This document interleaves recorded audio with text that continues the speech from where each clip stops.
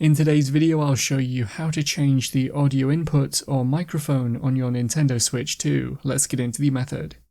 On the Switch 2 home screen, head to the System Settings app and then scroll down until you are in the section called Audio.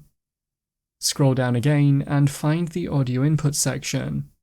Within here you should see the Input Microphone option, and if you select this, you can choose the device you want to use individually or choose the automatic option. Check your mic or headset connections. If you don't see any other devices here, then relaunch the Settings app. You might then want to change other mic settings, such as noise suppression or the microphone volume. That's how to change the audio input or microphone on your Nintendo Switch 2. If you found the video helpful, remember to leave a like and feel free to subscribe for more. Check out the videos coming up right now, you might find these helpful too.